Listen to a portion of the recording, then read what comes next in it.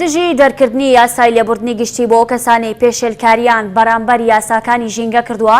سەروەر قەرەداغی چالاکوانی بواری ژینگە لە شارۆچکەی دەربەندیخانەوە بەپێ بەرەو پارێزگای سلێمانی بەڕێکەوتو بڕیاری داوا نزیکەی 7 کیلۆمەتر بەپێ ببڕێت.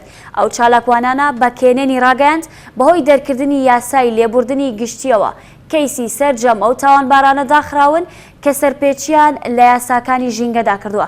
بۆیە بەو شێوەیە دژی ئەو یاسایە وەستاوەتەوە و ناڕەزایەتی دەردەبڕێت و دەڵێت دەبوو یاسای لێبوردنی گشتی ئەو جۆرە کەیسانە نەگرێتەوە. پەرلەمان و یاسا پارێزەری تاوانبارانی سروشتن.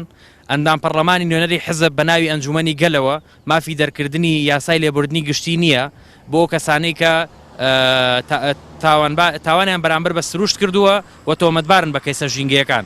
بەهۆی ئەو لێبوردنە گشتی کە پەرلەمانی کوردستان دەری کردووە سەرجەم کەیسەکانی ژینگە هەمویان بەر لێبوردنی گشتی کەوتون و داخراون. ئەمەش نیگەرانی و ناڕەزایی لای ئێمە وەکو پارێزەرانی سروشت دروست کردووە. بۆیە من ئەمڕۆ وەکو پارێزەرێکی ژینگە ڕێگای نێوان دەربەندیخان بۆ سلێمانی دەبڕم کە 7 کیلۆمەترە بە پیادە کە دەیبینن زەویە کە تعبیر لە ڕێگەزە ژینگەکانی ئاو خاک و سروشت و زیندەوەرەکانی دەکا. ئەگەر بیبینن تای تەرازۆکەی لە ئاسماندایە وەگەر ئەمەشیان کە دەیبینن لەم تای تەرازوە تعبیر لە هێزەکە کە پارە و دراو لەم هەرێمی کوردستانە بەرامبەر بە زەوی و تایەکی قورسە و ئەمە ژوای کردووە کە ناهاوسەنگی دروست کردووە لە بۆ سروشت.